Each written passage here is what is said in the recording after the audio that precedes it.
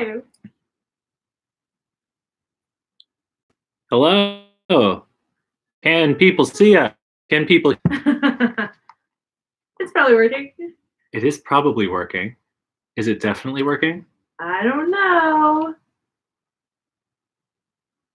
No one's chatting us. Is that a bad You're sign? coming through. Yay! So Thanks, Erin. Okay. Excellent. You're ready to start this off? Yeah. As you can see, we're practicing responsible social distancing. Yes, we have different germ circles here. At least the idea of different social distancing.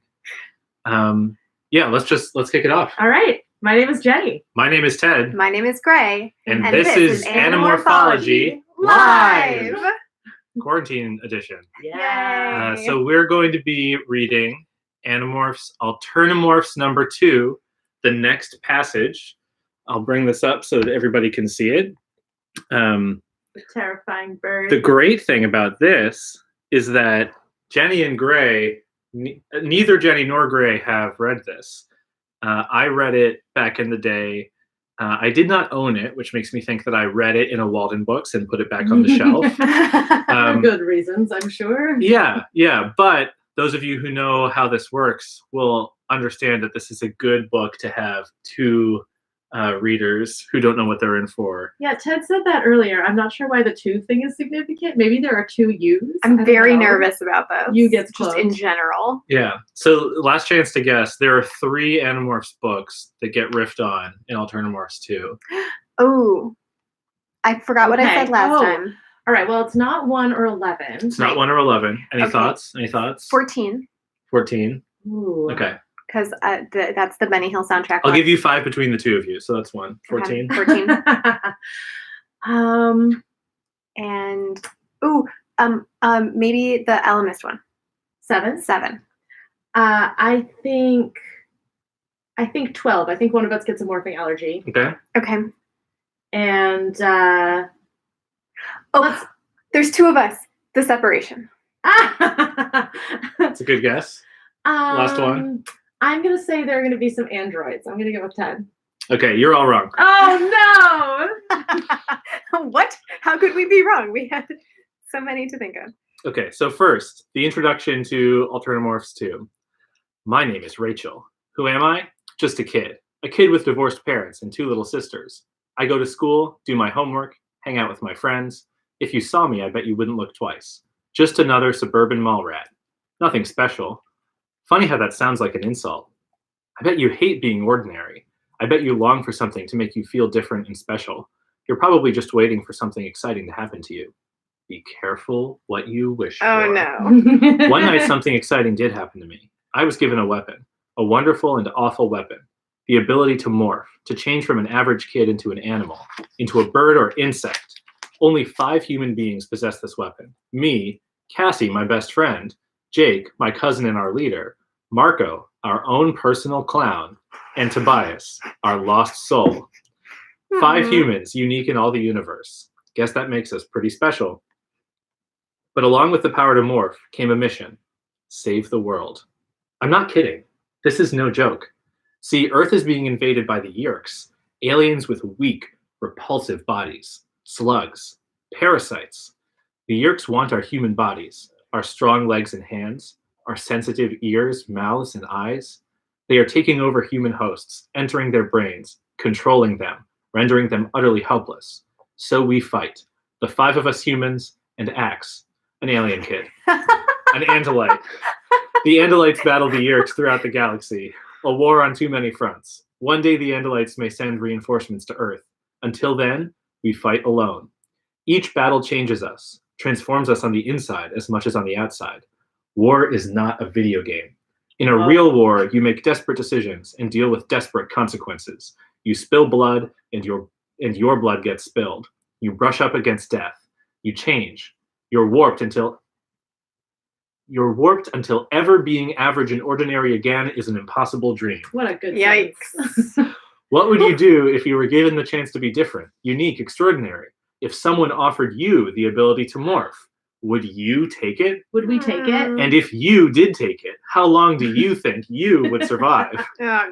This is your chance to find out. But I'm warning you. Think about it first. Think deeply. Ask yourself, Can you handle it? Ask yourself. Okay. Before the explanation. I thought it would be fun, and I'm not taking further questions at this time. Great. Moving on. Moving on. Chapter 1. Okay. The new kid. You know the part. Played it half a dozen times. Your first day at a new school. The kids give you curious glances. A few say hi, most don't. A concerned teacher assigns some suck-up to show you around, help you find the cafeteria and the bathrooms. The only kids paying attention to you are the ones you wish would leave you alone. Losers. Oh no. Two friendly types. The normal ones I are hate too busy. friendly people. Don't you hate What friendly losers? people, Ray? Oh. The normal ones are too busy with their lives to worry about some new kid. The assumptions about teenage life, while probably not inaccurate, are quite insulting. Do you know, I feel like this is a very particular, approach to being a new kid, and it feels a little familiar to something else we've seen in the series. Just saying. It doesn't. Lunch. You eat it alone at the corner of some cafeteria table. You can't wait to get out of there. To get off somewhere by yourself and blow off some steam. Presumably by off-road biking. The final bell is salvation.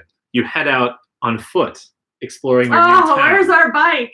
Not so different from the last one. Dunkin' Donuts, Burger King, Walmart, Home Depot, a mall with the usual stuff inside. Mrs. Fields, The Gap, Express. You don't want to go in there. Don't want to face another crowd of strange faces. Instead, you dodge traffic and head into an abandoned construction site. Why? On one end, a highway. Bands of trees on either side. On the far end, a broad field. A deserted place. A ghost town. A great place to be alone. You kick around for 10 minutes, exploring, checking out the big piles of rusted steel beams, pyramids of concrete pipes, deep pits filled with black muddy water, a pile of gravel. Who wouldn't Rocks the size of a Reese's cup. What? You pick one up and let fly. Thwonk! The rock hits the concrete block with a satisfying noise. After a couple dozen throws, your aim even starts to improve. Thwonk! Thwonk! Thwonk! You land 3 rocks in a row, right on the same spot in the concrete. When the third hits, the concrete crumbles. Weird. That stuff is usually pretty strong. Whatever. Time to head home. Wait. Gray. Yes. Which of the objects potentially in the construction site do you think we're going to find? The Escafil device. Okay, I kind of hope it's the time matrix, but either way. Yeah, one of those. Time to head home. Dinner with mom and dad. Homework. Then the same grinds tomorrow. Maybe tomorrow someone will talk to you. I like how you went from only losers are talking to me to nobody talks to me. I assume when you say was the someone, worst. Someone normal. you means like someone who is not a loser and therefore not friendly. You're heading out of the lot when you see it. A small box nestled down inside the concrete block that fell apart. Sky blue, very plain, small, maybe 5 inches to each side. Something about it draws you closer. Queen of predictions. You glance over your shoulder before you yank it out of the block. The box feels heavy for its size. You feel something when you pick it up. Something like an electric charge, only it's not painful. You hold the thing up to the fading light. There's writing on it, not English or any language you recognize. Maybe it's Greek or Egyptian. You slip the box into your book bag. The thing looks valuable. You wonder how much you can get for it on the internet. As soon as you get home, before dinner even, you post a few messages. The blue box is available to the highest bidder. How come we didn't get to make that choice? Oh, I'm sorry. Wait, are we David? Apparently, yes. Chapter 2. Yes. We're David. Day I don't 2. want to be David. No one wants to be David. I guess you wants to be David. You doesn't want to be David either. Day 2 at the new school. Some guy named Marco insists on eating lunch with you. I'm very upset about this. Is he a loser or is he not a loser? Not much better than eating alone. I You guess can't he's a wait to get loser. home. That morning, there was already an answer to the for sale notices you posted on the internet. A guy says he wants to see the box, says he'll pay good money. You wrote him an email. Set the Wait, timer on the how is that computer. spelled? Capital E. Okay, great. Just checking. Set the timer on the computer so that he'd get your address right before you got home. Last period, you rush out of the building, get home early, and do your business. One problem. You're in the door about 2 seconds when you know something is wrong. Your dad is home early. You can hear him talking to someone upstairs, and it doesn't sound good. You take the stairs 2 at a time, bound into your room. Your dad is standing, feet wide, pointing his service revolver at something. Something about the size of a retriever with 8 stumpy legs, blue and tan fur, a scorpion tail, and 2 arms. The thing is alive. Yes, Becky. growing and changing right before your eyes. Oh, it's mind morphing. Yeah, I thought okay. it was. I thought Max was Whoa. the size of a retriever, and I was You like, say? That would be new perspective on Andalites. mind blown. Some kind of alien, your father explains. An alien? No way. Yes, Way. You freeze, amazed. The voice is coming from inside your head. Do you think that means the kid's name is Way? What's even weirder, it sounds vaguely familiar. So, an alien, no way, is set like speaking in the third person. It'd be like me saying, an alien, no, Ted. Listen to me, the voice continues. Things are about to get really ugly around here. The two of you need to hide. Hide? Why do we have to hide, you demand? Because the alternative is to be dead. Ding dong, the doorbell is ringing. Your father doesn't flinch. He's military trained. He still has the gun on the thing. It has stopped growing and changing. Now it resembles a blue and tan deer with a wicked scorpion tail. That tail is definitely a weapon. Idiotically, you're wondering if the door is for you. Could be the buyer for the blue box. Then, blam, blam. Your father is shooting. At what? Flap. The alien swings his tail. The gun goes flying. So does one of your father's fingers. Hey! Oh man. You cry. How come we haven't gotten to make any choices here? Ah! Your father yells. Crunch. Downstairs, the door explodes in splinters. There is a severe house-shaking pounding as many large feet run up the stairs. Your knees are rubber. Your bowels jelly. You and your father stare as two creatures leap into the room. They have feet like a T-Rex, necks like snakes, large bird-like beaks, 3 dagger-like horns protruding out of their foreheads, bent back legs, and very long arms. A curved horn blade on each wrist and elbow. More blades poking out of knees and off the ends of tails. They remind you of the monsters from Where the Wild Things Are. Oh, hey. We've never done that comparison. What are they? I told you to hide, says the voice in your head. The Wild Things are joined by another blue deer alien. Something about him sends a chill up your spine. Somehow you know he is dangerous. Get out of here, you yell. Get out of here, the blue deer alien says. Why, you've hurt my feelings. I just received your primitive transmission and I rushed right over. You want to buy the blue box? You stammer. Oh, yes, definitely, the alien says. I do, and I'm willing to pay anything. Let's see, what could I offer you for the box? I know. He whips his tail and presses the blade against your father's throat. I'll pay you your father's life. Oh no. My choice is to go Chapter back 3, Chapter still no 3, choices. no and choices. listen to Marco and Axe when they said to hide. Yeah. You are not getting the box, says the other blue deer alien. You're confused. You just assumed all of the blue deer aliens were working together. Okay. Fair Then enough. this human will be separated from his head. I understand that's usually fatal in humans. Sudden movement. Your It's father okay. jerks his head back away from the alien's tail blade. You run straight at the alien, yelling, "Let him go!" Flap, flap. The two deer aliens are fighting with their tails. The wild things move forward. Blades flash. Your posters fly, your curtains tear, your books scatter. Blam, How blam, dare. blam. Your father is in the corner, firing his gun with his left hand. He usually can't even hold a fork in that hand. But 3 circles appear in a wild thing's chest. Down he goes. Then, a throaty roar. You turn to look. An enormous grizzly bear is coming through your bedroom door, and behind the bear is a huge orange and black tiger. You're crying and laughing all at once. This is insane. You wonder if you're going nuts.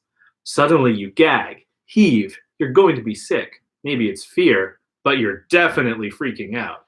Yeah. You turn your back on the wild, insane violence and run for the toilet. You're just kneeling down on the tile when, crash! One of the wild things comes up through the wall like a load of bricks. He leaps up, shakes himself off, and hops through the wall to rejoin the fight.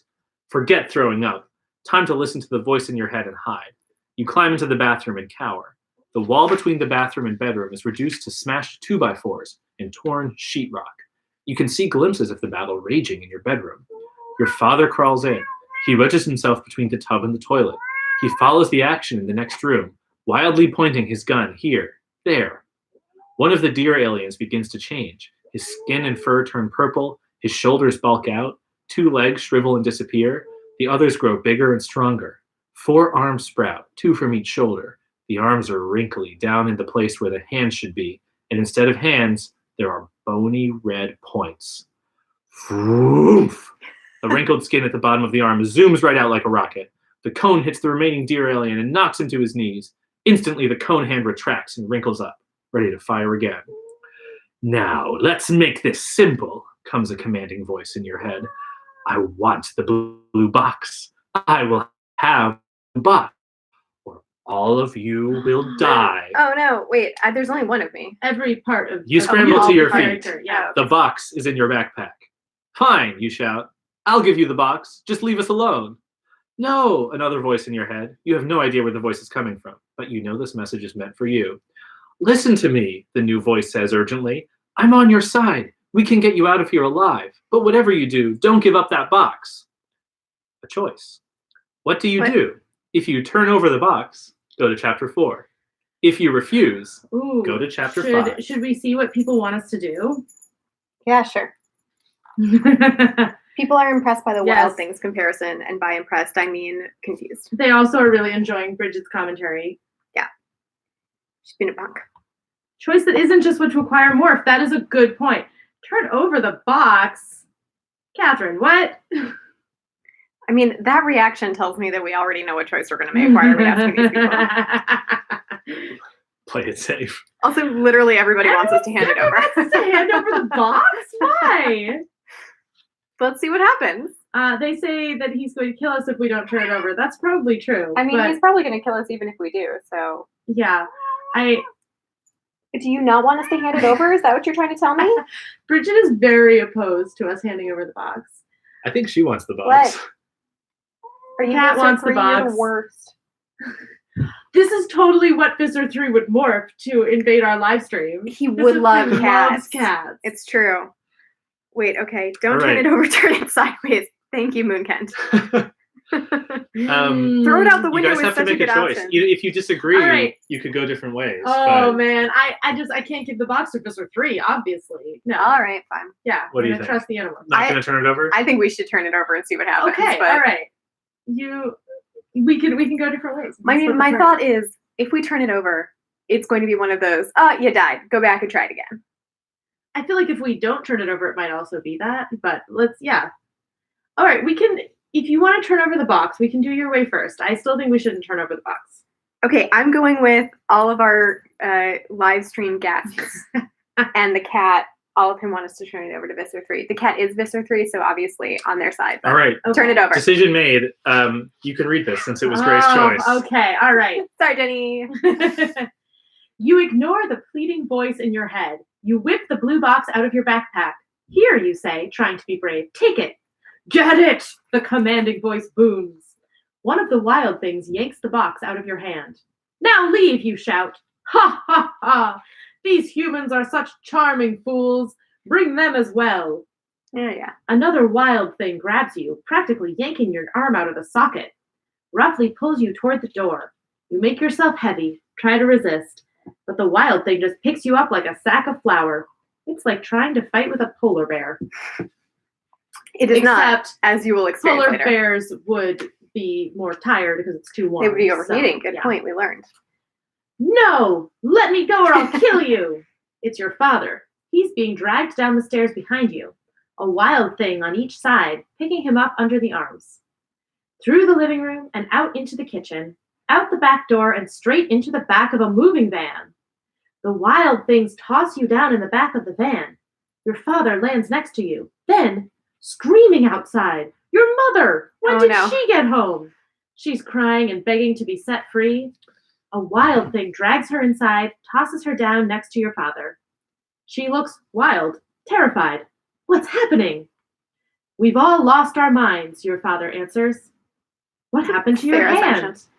Oh, right, because his finger got cut off. Yeah. Your mother starts to wrap your father's wound with a piece of cloth she ripped from the bottom of her blouse. Very, how do people rip cloth off their clothing? It's actually really hard to do. Anyway. Yeah, good question. You feel the van's motor roar to life. You're moving. Where are you taking us, you demand? The Wild Things don't respond. You twist around. A human is driving the van. You can see him through a small glass partition. You bang on the glass. Help us! Help us! The driver doesn't turn around, but you can hear him laughing. Minutes later, you stop at a warehouse. The Wild Things roughly drag you inside. You struggle, but you can't break free. Oh my gosh, I just saw what happens in the next page. I totally made the right choice. Okay. Your mother and father are right behind you, coming quietly now. The warehouse is empty except for a few old cars. In the center, you hear noises. Oh no, we're gonna get eaten by the taxons. That's not what's gonna happen. A deep, sloshing, swooshing sound. Screams, terrified cries, shouts. Oh. The wild things drag you down and down until you must be 10 stories underground. A strange smell tickles your nose. It's almost like dust or lightning. What does a year pool smell like? You emerge in an immense Dust and lightning. cavern. In the That's very the year pool. center. Yeah. Well, they were going into a basement. The taxons live in the floor. It made sense in my head. Go on. This is not going well. No. I mean, I don't know that this is worse than getting turned into a rat on an island. Okay, well, that wasn't our other choice. We'll see. How do you Okay. know? Presumably, this isn't the only choice we make in the book. Okay. In the very center is a pool, like a small lake. The water inside moves like mercury. The surface of the liquid ripples and splashes. Something is under the water. It's Barracudas, your father says. You laugh. What is this? A movie set?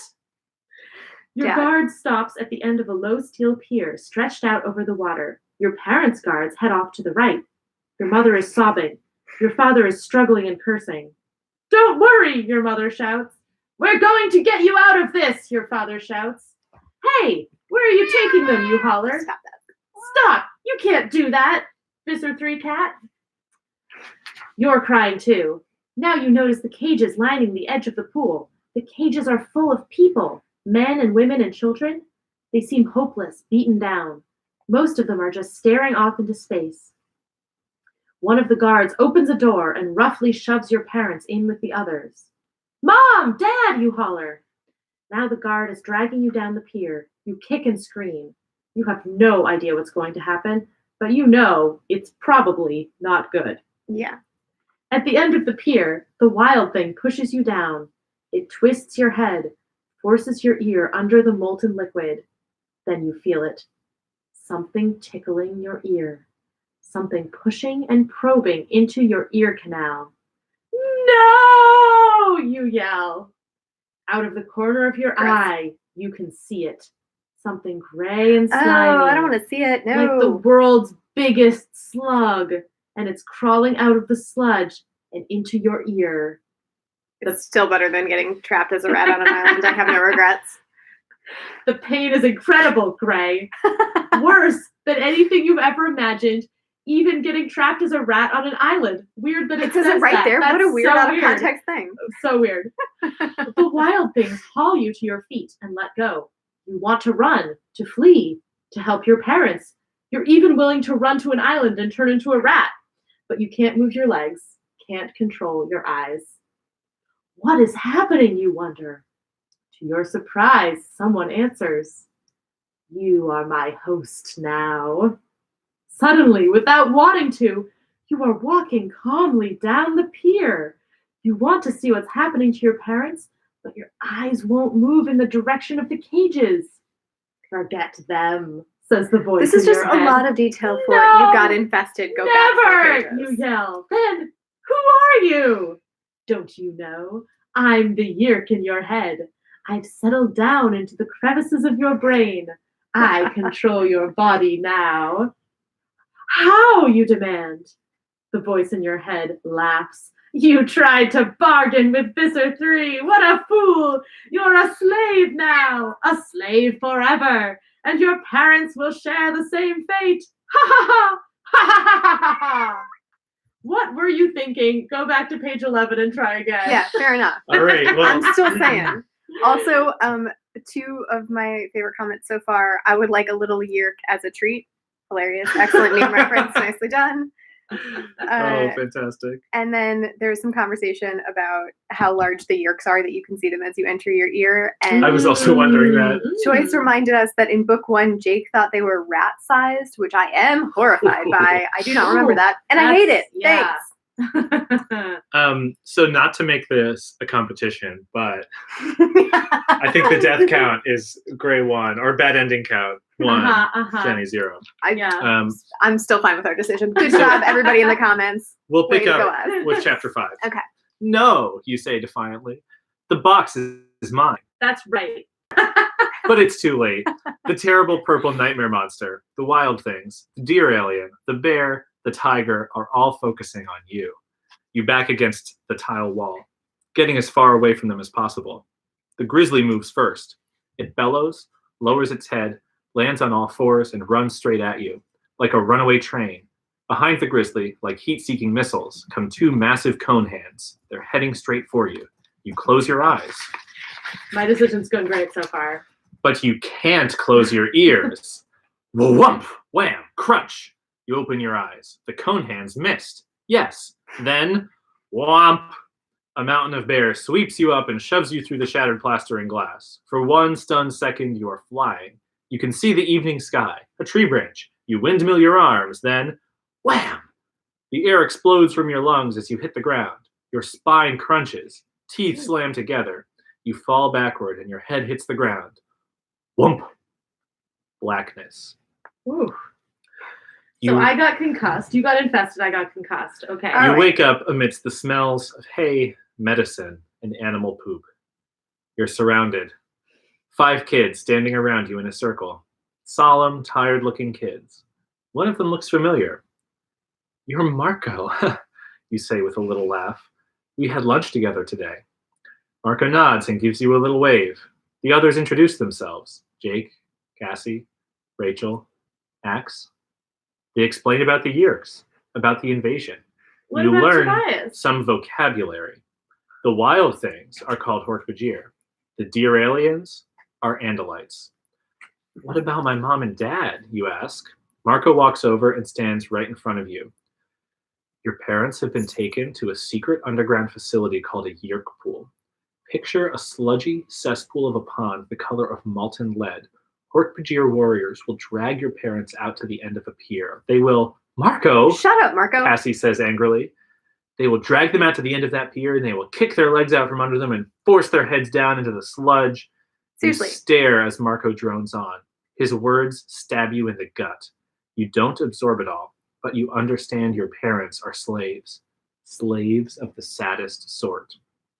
An intense anger hits you, a desire to strike back, to send these Yeerks back to wherever they came from. You want to save your parents. You have to. It's too late to help your parents, Jake says quietly. And as of now, you have no home and you can't go back to school.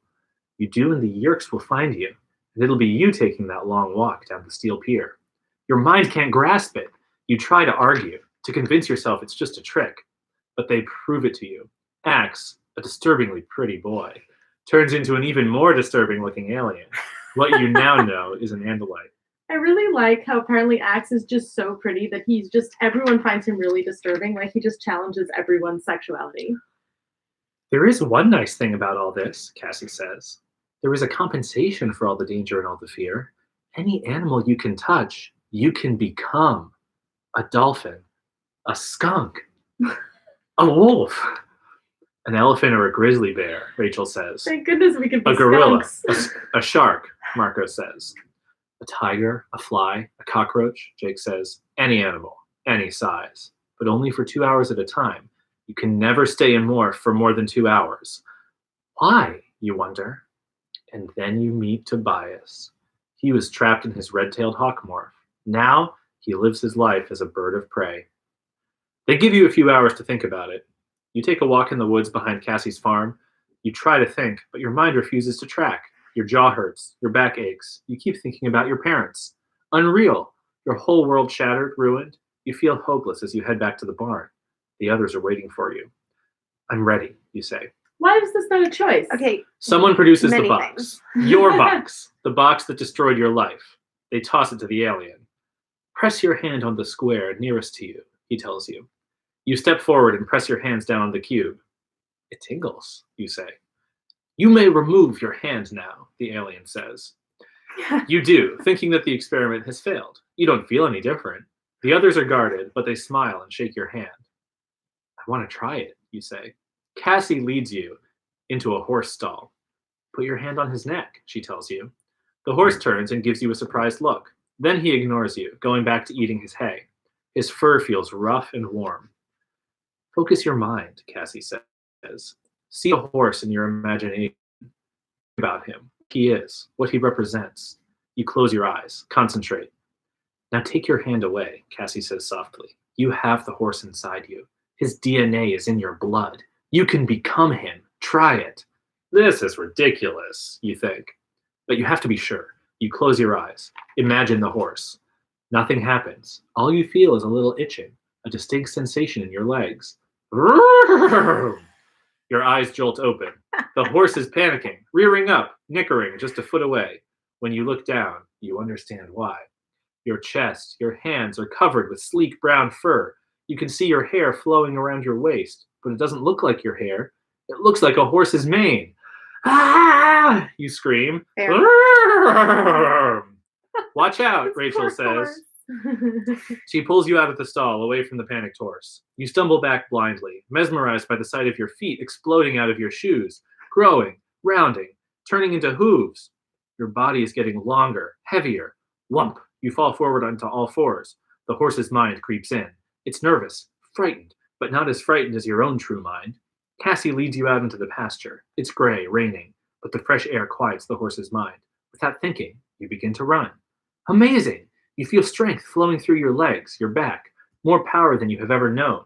You run until your coat is sleek with sweat and rain, until your slender legs tremble with exhaustion. Your anger over your parents gives you an intense adrenaline rush. That's enough, Cassie yells. Don't let the morph control you. You can't forget your 2-hour limit.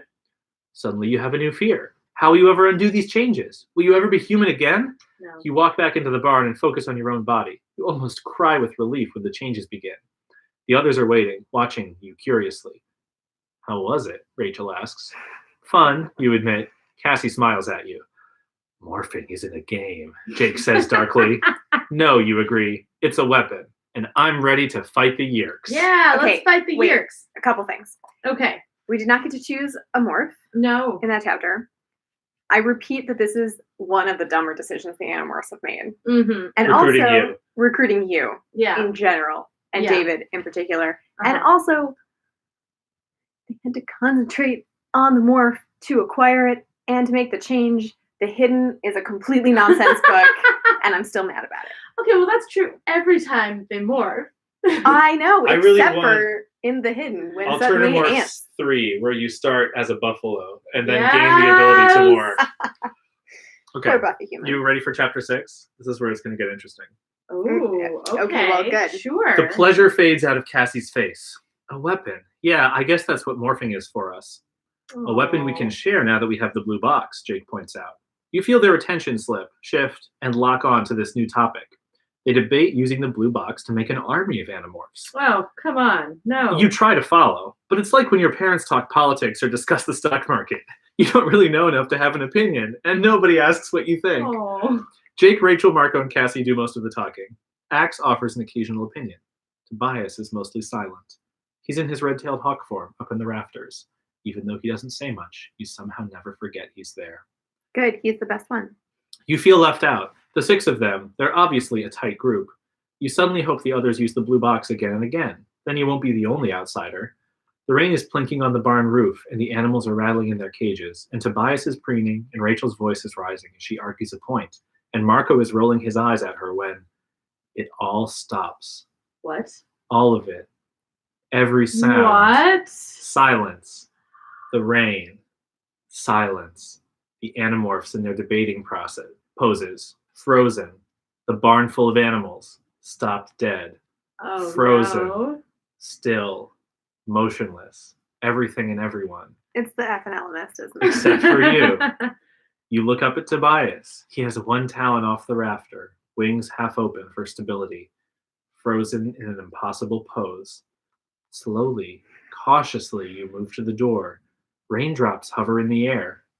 You're frightened, amazed. It's as if the whole world were a video and someone hit the pause button. You feel small and powerless and terribly alone, somehow forgotten. You have an overwhelming desire to stand still, to blend in with the frozen world. A raccoon stands up on its hind legs. You jump about 2 feet, especially when the raccoon walks through its wire cage, simply passes through the bars like they're air. The raccoon lumbers up to you and puts one black and white paw on your knee. He looks into you. Are you an alien, you ask? In a manner of speaking. Did you stop everything, you ask? Yes. How, you ask? From your perspective, I am an all-powerful being. You're in a raccoon. Why? You're an Human all-powerful. Why are you? perspective, Why? however, is extremely limited. You stop the So you rain. just can't understand the value of the raccoon, Gray. Yes. You relax a hair. Almost. This element, whatever that is, doesn't seem to mean you I any hate the harm. elements. Why, you ask? Because you've angered me. What? Why? I've been here good for job. 5 minutes. Calm down. You feel a chill crawl through your body as the sunlight blinks Aren't out. you happy that we made the elements mad? I mean, yes, but like how? Unclear. It's been a hot second. What did I do? You are in total darkness, Hate that guy. floating in a featureless void. No up, no down, and the Elmist's voice comes from everywhere at once, and from nowhere. I'm sorry, you stutter. What did I do? You have altered the strands of space-time. But I don't even know what space-time is, you protest. Then, you see it. It blinks on like a ride in a carnival. Threads, hundreds, thousands of them, running in the brilliant colors, hundreds, thousands of them in all the brilliant colors of the spectrum, running in every direction around you. Threads streaking off into the distance, curling back inside themselves, disappearing, reappearing, twisting, raveling, and braiding. A chaos of complication. What? And they are changing all of the time, moving, growing brighter or dimmer. You can't make sense of it. No matter. It is beautiful. Is something bad going to happen because of me, you ask? That depends. Depends? Depends on what? Your worth. You will take a test to What? measure your What? worth. What kind of test, you ask, trying to sound strong. Do well, and I will save your family from the Yerks. Do poorly, and you will die. What kind of test, you ask again? The threads disappear. The darkness disappears. Now you are floating in a plain white void. Choose. You look down. In your hand is a remote control with 2 round buttons. One is marked A. The other is marked B. If you push button A, go to chapter 7. If you push button B, go to chapter 18. What? Okay. You may not make the same choice. No, wait. Oh. Okay, I like that. But also, hold on. Just Yeah, hold no, on. this is bogus. Yeah. Okay. The Elemist has shown up in a raccoon Obviously. for question yes. reasons No, that part makes perfect sense. Yeah. and has told David/you/ what are we calling him now, you guys? Way. Uvid? What are we calling? Let's go Uvid. Uvid. The cast was trying to decide whether our chat was David trying to or you. decide whether it was David or you or a combination. Uvid, They've gone with Uvid. Whether Uvid has ruined space-time somehow. Uvid has. And so the Elemist is now giving Uvid a choice that will fix that question mark. It sounds like the Elemist is giving you a test Okay. Yes. to prove your worth. And then, Yeah. then the Elemist will fix things. Because he has the power to fix things, he just won't unless you pass his test. I hate the Elemist so much. Is this the test like the one book I'm about to read? I don't think it's connected. Okay. Just that No, was it's another definitely question. not. Yeah. And also, how have we gone this long without a choice? Oh, This is a choice.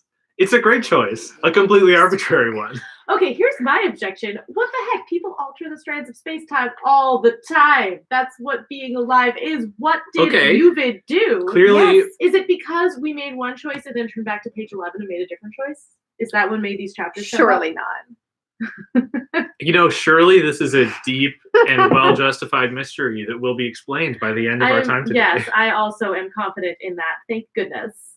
Okay. Paper, scissors, rock. So, for who no, picks no. I want A. Oh, great. B. Yeah. Okay. I don't know anything All about right. the choices. We've decided. So, Okay. let's start with you Okay. since you picked number A. That is the number I picked. And I think that we can now alternate chapters reading. Okay. I will say you have now parted ways forever. Oh, so we get 2 different Well, stories. Is this the real social This distancing? is the real social Okay, all right. So- That's why we're on different So we sides of can read Jenny's story. We can read Greg's story. it. Okay, all right. And I think that if by some chance you die, then we'll switch over to the other person. Okay. Oh, will we not do alternate? We won't do alternate chapters. We'll do alternate lives. No, So let's but see. we won't do. Oh, so if I die, we will eventually turn back to the other choice that I could have made, but we'll do Greg first. Okay, got it. Okay, we have chosen button A for Jenny. The white void is gone. You're surrounded by color, primary colors everywhere. Red, blue, yellow. Wherever you are, the place seems to have been built out of brilliantly colored blocks like Legos. Hey, it's the thing in the Iskor planet. Am I on the Iskor planet? Oh no. You've chosen book 26. Oh no, this means I'm gonna have to figure out how the Iskor talk. Okay. Coming straight at you is a gaggle of aliens. Ugly aliens. Heads thrust forward on long necks, triangular faces with the point toward the top. Pink eyes stuck on short stalks, gaping mouths with fat blue tongues and tiny blue-tinged teeth inside. 8, 10 of them. Okay, all thoughts speaking at once. Humans, sell me your memories. That sounds like a droid. Thank you. Come visit my nightmare theater. Their necks protrude from shoulders like flat serving platters. 2 arms drop from the shoulders. Each one is jointed 3 times, ending in a grasping hand made of 3 claw-like fingers.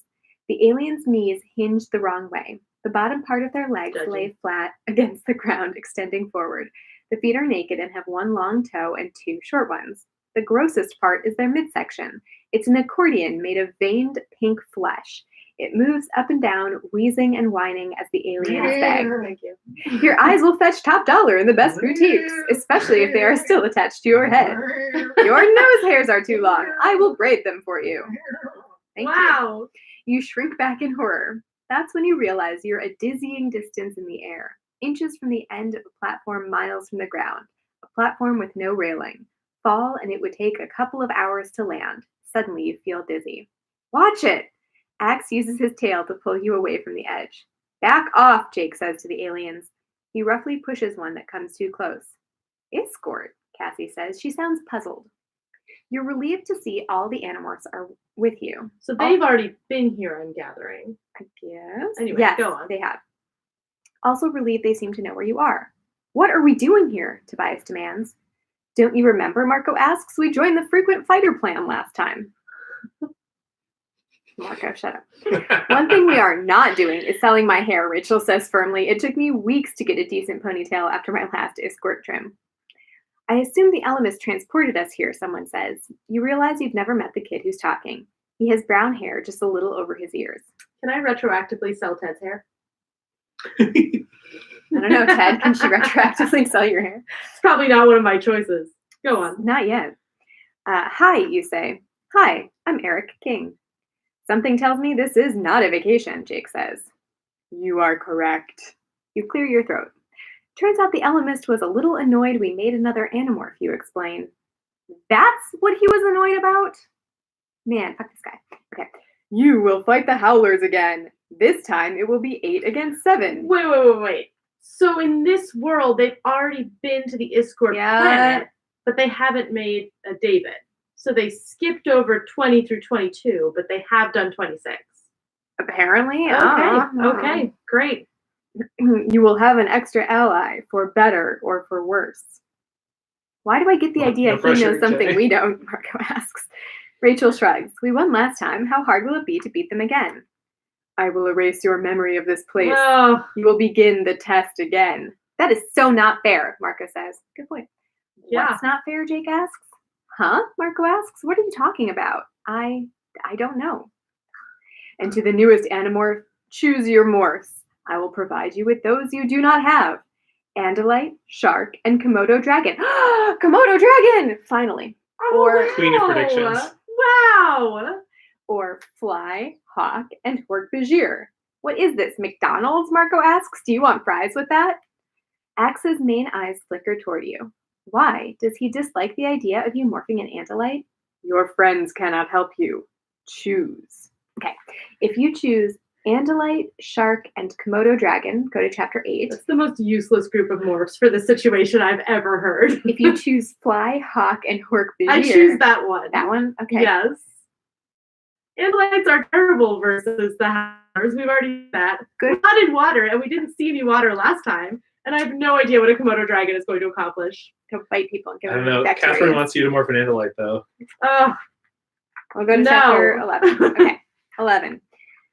yeah. Were there other strong opinions? Did I? No, Okay. 2 votes for Andalite, and 1 person said you made a good choice. Mm-hmm. Choice. No acquiring, only morphing. How can you pass up the chance to be an I mean, Andalite, that's Catherine? cool, but I want to survive. All right, we're going with I this can one. acquire axe later. It's fine. Okay.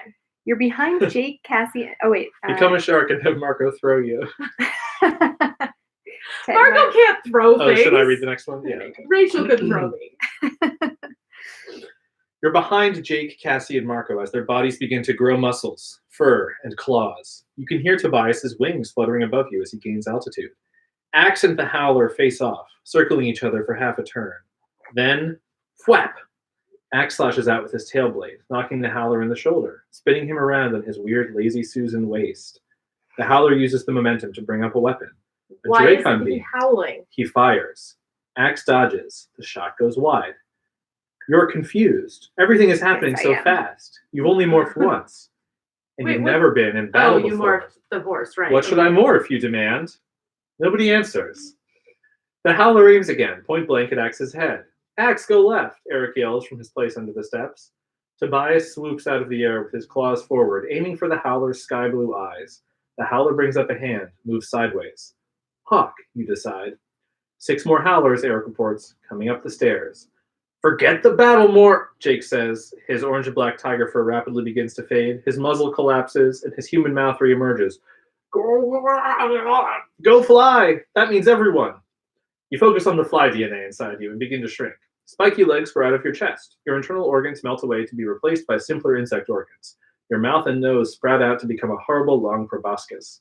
The bright Legoland is a shattered mirror of images. The fly's compound eyes see you with 1,000 tiny, irregular, bewildering TV sets, each tuned to a slightly different channel. The Howlers are here, Eric cries. Let's go, Jake yells.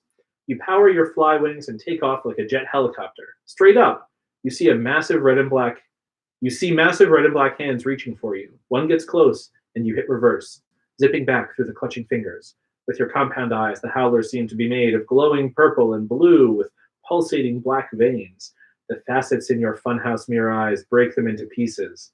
They are everywhere around you as you fly, unmolested, unnoticed. You do a midair flip and zip after the others. Some fight, Rachel says. Yeah, Marco agrees. We showed them who's boss. At least we escaped, you think? Why didn't they howl? But yeah, Chapter also, 12. but also, okay. You find an escort guide, a place to hide. That evening you sleep in shifts, 2 on guard at all times. You're on watch with Eric, staring into the darkness, watchful for any sound that may signal a Howler attack. You can relax, Eric says. I will hear the Howlers coming long before you will. Why, you ask. I am Chi, Eric tells you, part of an android race created thousands of years ago. My hearing is vastly superior to human hearing. Is that why you served as a lookout today, you ask? No, Eric says. I could not fight. I am programmed to be nonviolent. Who programmed you, you ask? The Pemalites created the Chi, Eric explains. The Pemalites were a peaceful race. Then one day, the Howlers appeared out of Z-space and decimated them. I will help you defeat the Howlers any way I can. However, I cannot kill or hurt a living being. After 2 hours, Rachel and Tobias relieve you. Eric, being an android, needs no sleep. Then why is anyone else on watch? You curl up on one of the soft beds the escort had made available to you. Try to get some sleep. A smell like oil and mothballs and insecticide, Rachel says. You come awake with a jolt. Howlers, Tobias yells. What to do? The Howlers are pumping poison into your hideout. They have learned fast. Too fast. Insect morphs are no longer a choice. What morph do you choose? If you choose Hawk, go to chapter 13. If you choose Hork-Bajir, go to chapter 17. Well, last time they survived by turning into birds of prey, so I'm gonna go hawk. Chapter 13. The stench of poison is growing stronger by the second. You're already morphing to hawk, feathers sprouting out of your skin, flesh oozing and shifting like mud sliding down a hill. Oh, I forgot to let people weigh in. Did people have strong opinions? No, we're being frustrated about other things. Oh, okay, great. Becoming talons. The others are morphing birds too. Well, it's good that you just didn't morph That would have been really awkward. left behind. You could stock an aviary, a bald eagle, a pair of ospreys, a northern harrier, 2 red-tailed hawks, and a peregrine falcon. Eric, Jake demands, can you project a hologram through another window? A hologram of us? Absolutely. There would be no harm to the howlers, and it might save you. That would be well within my parameters. On 3, Jake says. 1, 2, now! He said on 3. Since nobody said 3, the howlers break in and kill everyone. Sorry, Jake. Bad ending. It's totally Jake's fault. No. The far window slides open. Instantly, 7 birds fly toward it. Dracon beams burn. Flechette guns rattle. The howlers are attacking the hologram. Jake's plan is working.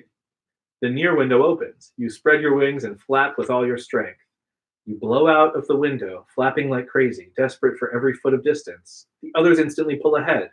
But you've never been a bird before. You're overwhelmed by your freedom to move in 3 dimensions, by the eyesight that makes each puffy orange escort tree a composition of 1,000 details. Phew! Ah! You yell. A pain, like a red-hot poker, driven into your wing. You've been hit. Oh no! Down, down, down, Jake yells. You're still flying. Okay, the Dracon blast wasn't bad. It's not over yet. The others are diving, down into the maze of trees and bushes and flowers. Am I not diving? Come on. You follow, Okay, good. blazing along the lane, inches above the heads of escort out walking in the early light of dawn. A line of flechettes tears a tree apart inches ahead of you. The howlers are after you. You turn a sharp left, banking around a line of trees. A howler bursts from the vegetation ahead. Pull up, Tobias yells. Tew tew! Marco's left wing is gone, falling like burning embers among the strolling escort. Marco tumbles out of control, falling like a stone. He hits the ground, disappears from view. Jake dives after him. A howler jumps from an overhanging tree. He aims his beam weapon even as he falls. Tew tew! Ah! Jake hollers. We have to help Jake and Marco, you yell. You bank a hard right. Tree! You swerve around, straining your wing muscles to the popping point. Straighten up, and then bonk! You slam head first into a tree you never saw coming. Megamorphs 1, isn't it? You fall to the ground, knocked silly. Thank you for demonstrating, Greg. An escort is standing over you, staring down. Call a member of the Embalmers Guild, he calls. I'm not dead yet, you reply. Jake is hollering in your head. The Elemist and Kryak have an agreement. They can't kill the escort. Use the escort for cover. Axe behind you. Here comes another one. The others are running for their lives. Your head is starting to clear. You sit up. Flap, flap, flap. Cassie lands next to you. Are you okay? Yeah, I think so, you say. Then let's haul. Cassie takes off. Straining for altitude. You flap once, twice. Why is it haul on your bingo card? You're high enough to see a howler. He's bouncing toward you, his dead blue eyes focused on you. Cassie, watch out, you scream. Sew! The howler fires. The bald eagle attacks. Rachel, you flap up, turn toward the howler. He brings his Dracon beam up, aims. Tew, tew! Ah! Cassie tumbles out of the air. Cassie! Rachel screams. I'm okay. I'll demorph. Don't worry. The howler is closing in on Cassie, weapon drawn. You die. You're gonna die. Rachel dives. You reach out, ready to rake the howler's bald head with your talons. Tew, tew! The howler fires at point-blank range. No! Rachel screams. You stare down in horror. Cassie couldn't have survived that blast. Her osprey body is smoking. You can smell the acrid odor of burning flesh. Oh no! Suddenly, a group of escort comes zipping down the path. They walk over Cassie's body, and it disappears. Hey, you yell. What? Rachel swoops to attack. It's like that one with the disappearing. Easy, Tobias says. It's us. Eric has created a hologram of escort. Axe, Marco, and Tobias are hidden inside. Eric drops the hologram long enough to examine Cassie to see if there is some way he can save her. After a tense moment, the hologram reappears. I'm sorry, Eric says. Cassie is dead. No! No, What? Rachel says. Her fierce eagle eyes are blank, but you can hear the pain in her voice. The others are silent as you rendezvous with Guide, lowercase Guide, as you rendezvous with Guide, and place to abandoned factory filled with mysterious, dusty machinery. Eric sets Cassie's osprey body down on the seat of a strange machine that was like a merry-go-round for tools. I'm sorry. Not the most important thing here, but what are you talking about? Rachel Tools need fun finds too. an old blanket and covers her up. You and Rachel demorph. What happened to Jake, you ask?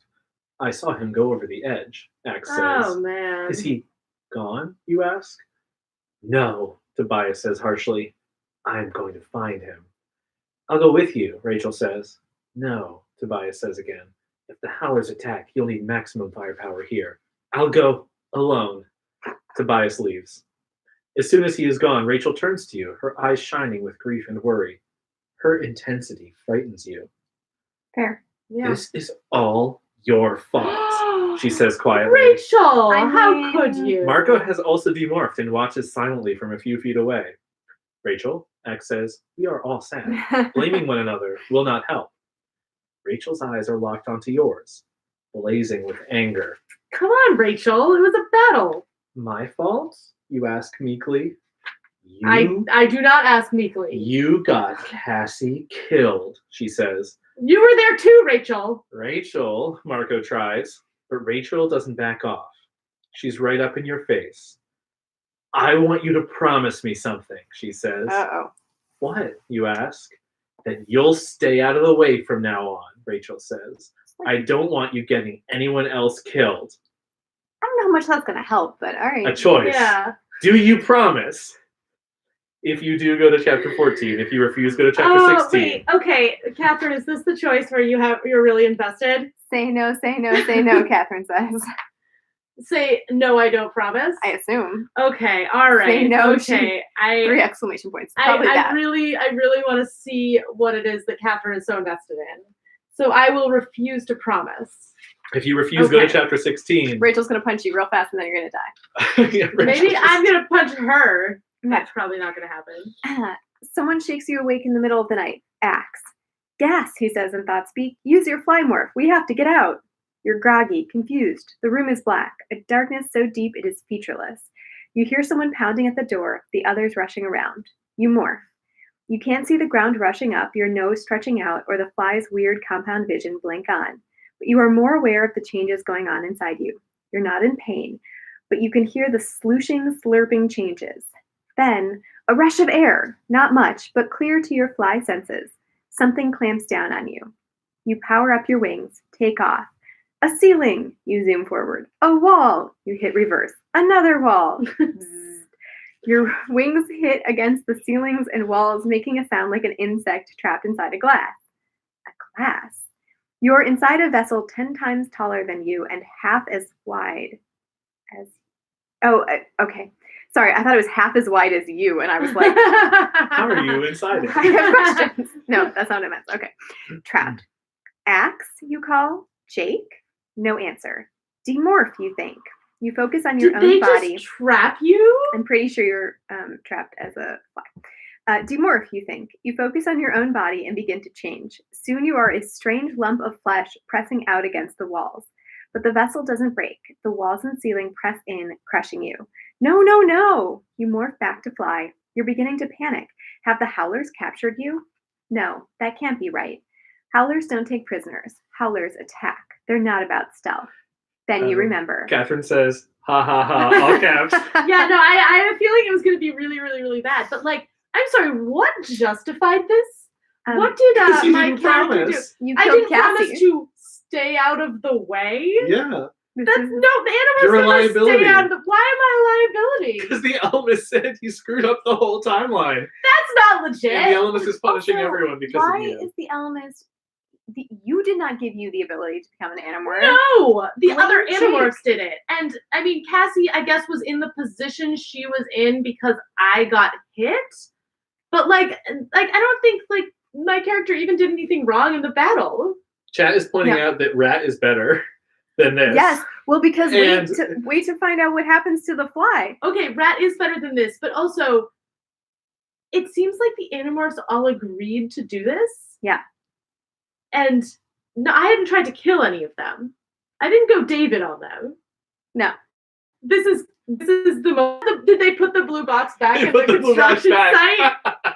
Okay, go on, Gray. These books are Animorphs making bad decisions. Okay, you're a prisoner, but not. Okay. Howlers don't take prisoners. Howlers attack. They're not about stealth. Then you remember Axe's voice. Axe telling you to more fly. You're a prisoner, but not of the Howlers. You're a prisoner of the Animorphs. Why are you doing this Is to this me? a mirror you verse ask. where the Animorphs are evil? Ooh, that's And better. David is good. I Silence. mean, Then at least Rachel's neutral. voice. Yeah, you're a risk. We have to get rid of you before you get anyone else killed. It takes 2 hours for you to become a Nothlet, a person trapped in Morph. 2 hours of horror. You spend it crying, threatening, pleading. You know when the 2 Wow. hours are up because someone lifts the glass and sets you free. You're a Nothlet. And unfortunately, flies only live for 2 weeks. Go back to page 56 and try again. so I guess this is what happens if Cassie dies and Rachel goes off the deep end and there's no Cassie to rein her in. And I guess Jake maybe did go over the side. Like Yeah, Jake's not around. Jake's not around. I So don't know. it's Rachel, Marco, Tobias, and Axe. And Yeah. Rachel has taken charge and Nothleted the new member of the group. Yeah, this is... Ooh, All deeply dark. horrifying. The group is saying it's because Cassie's not here. Yeah. Or that this is fan fiction written by David.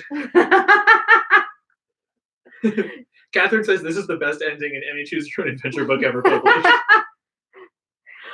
Wow, I'm really glad we saw that, but like I feel deeply betrayed that these books would have the Animorphs do that. I think this is very out of character.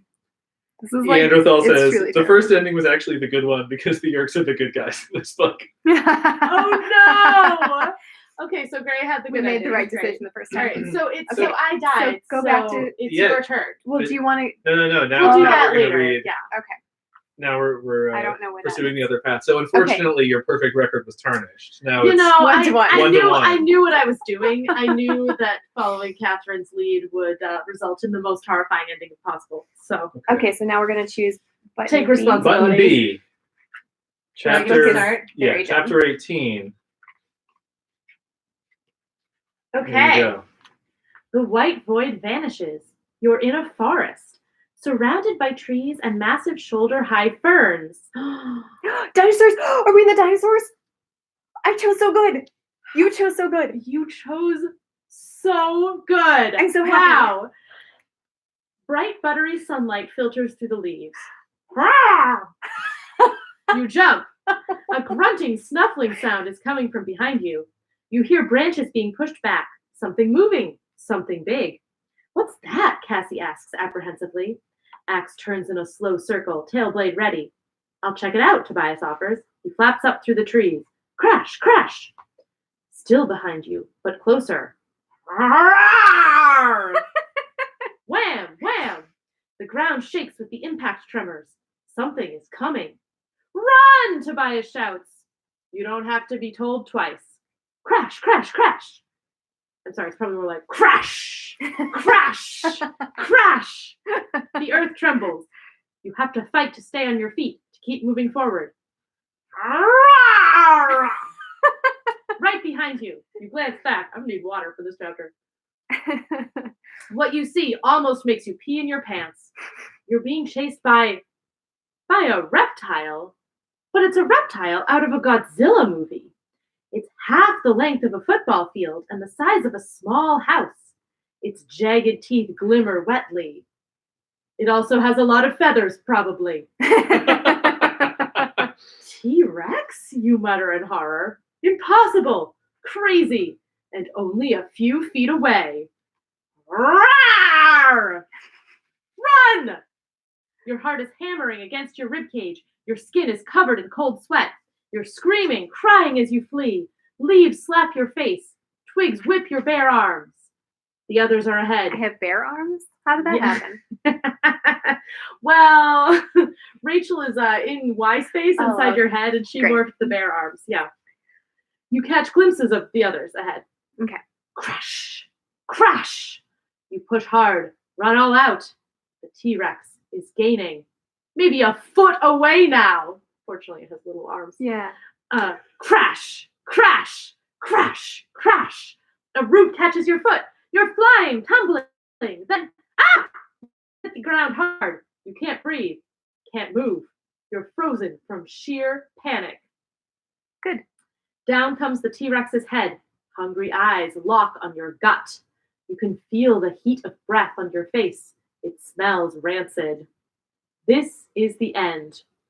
You squeeze your eyes closed. Then, choose your morph. Oh, Cockroach or wolf.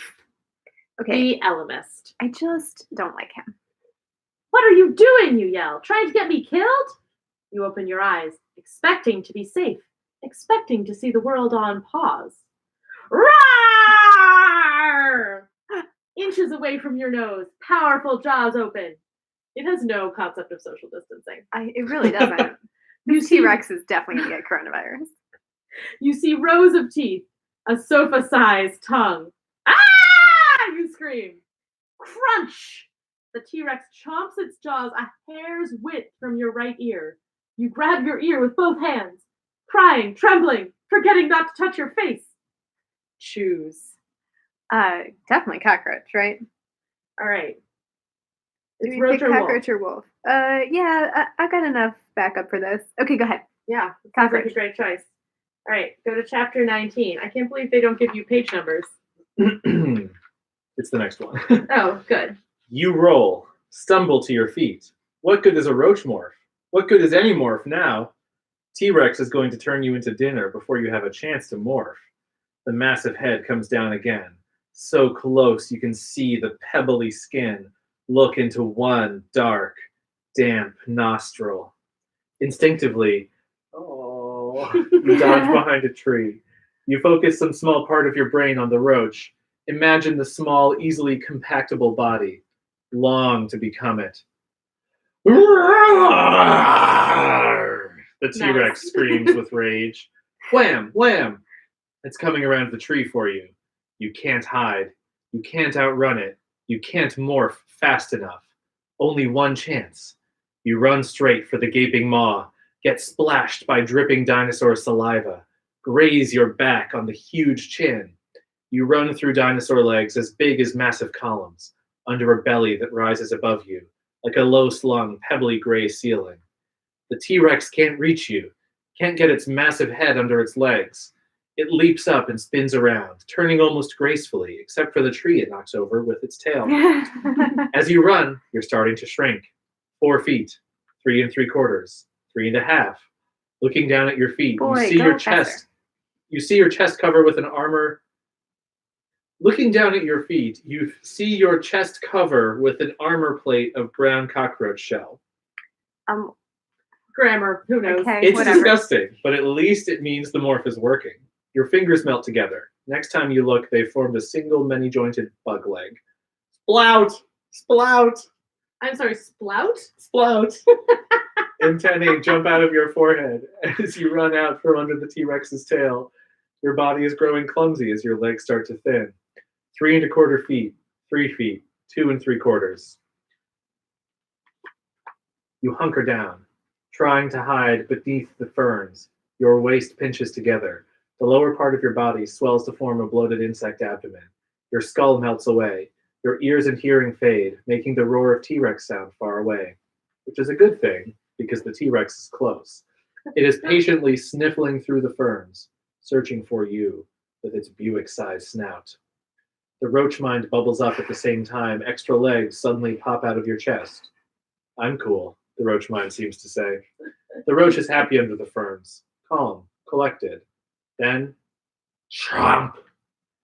It has you. How? Up you go.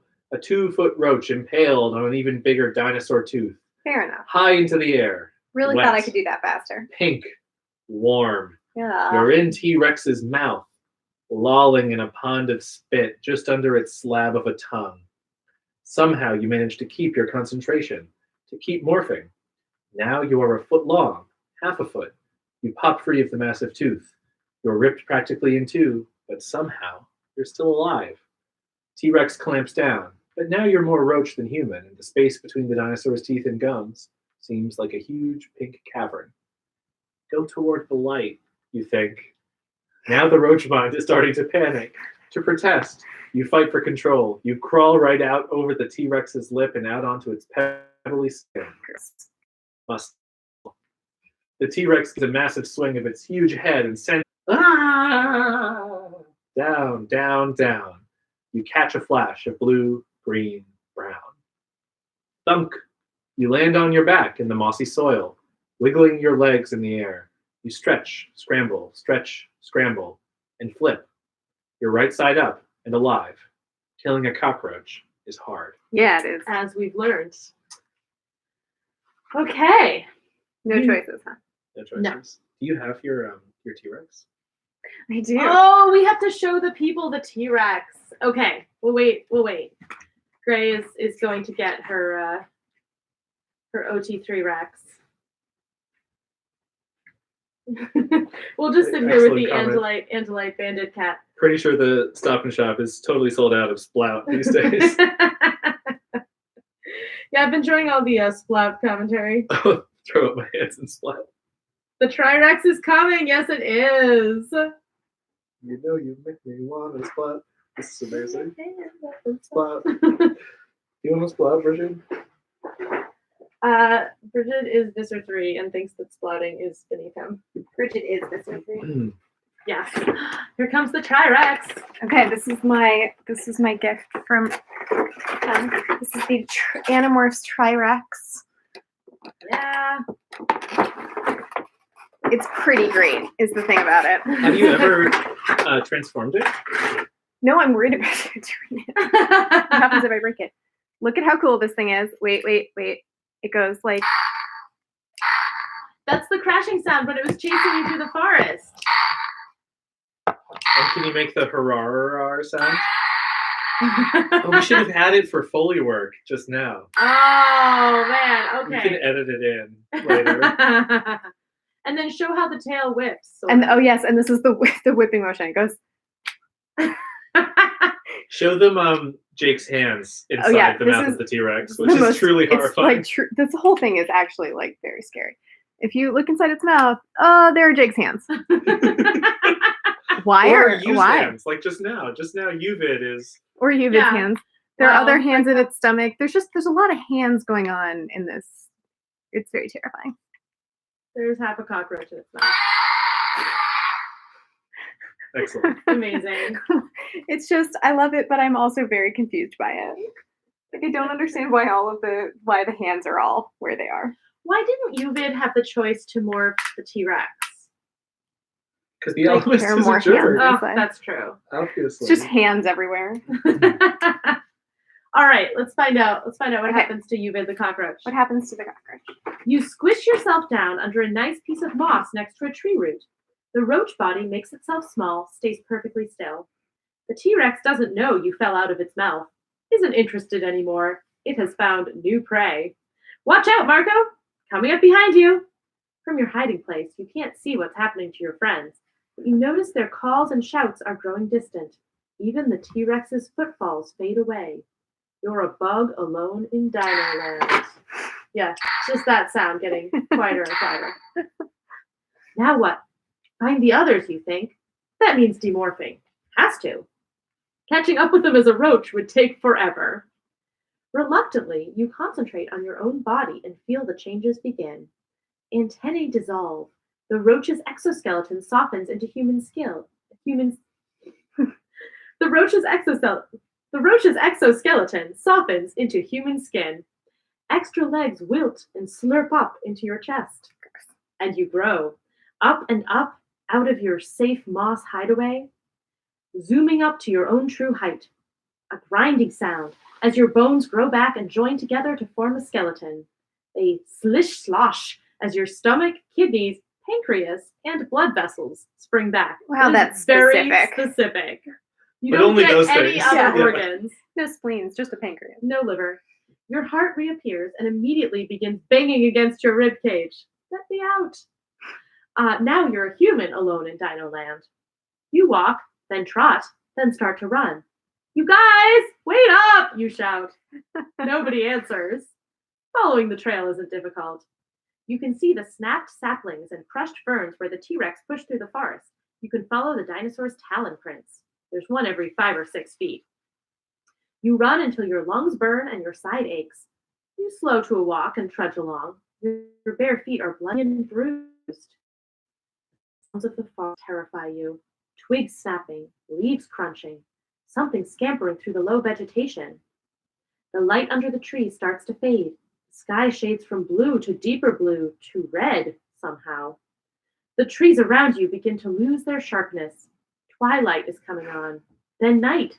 You have maybe 10 minutes of daylight, 20 tops. Do dinosaurs hunt at night? You have no idea. You come out of the woods and into what looks like a big pasture full of tall grass. You see a flickering light off in the distance. You smell something. Smoke. And something else. Meat. You start to run. Jake, Cassie, Marco, Rachel, and Axe fill you in on their adventures, while you chew on what turns out to be T-Rex shish kebabs.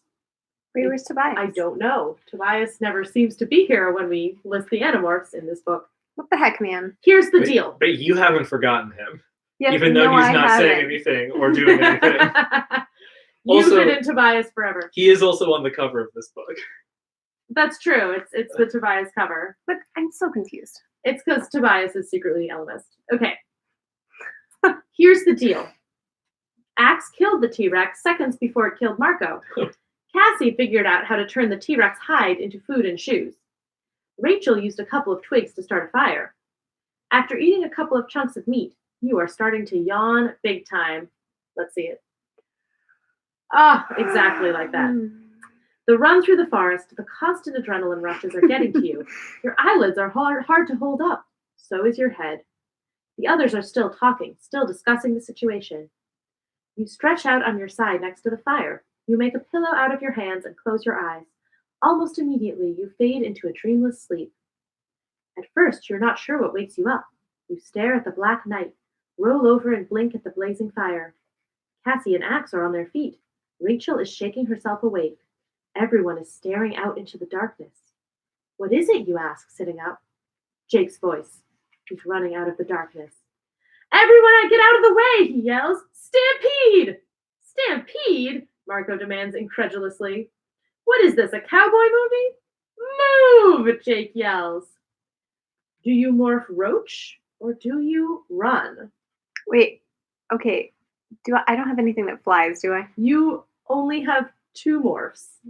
Horse and cockroach? Yes, and your only options are roach or run. Uh, Roach or run would be I don't a know. terrible Anybody- video game. it's true. Anybody have thoughts about this? Cockroach or run? People are concerned that you've never learned how to morph clothes. So you've just been naked the whole time? Probably, right? Yes.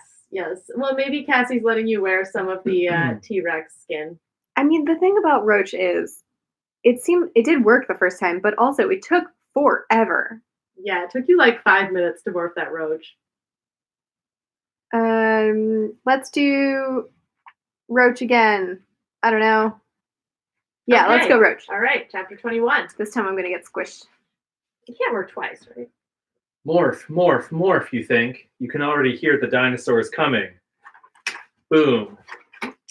Boom. Boom.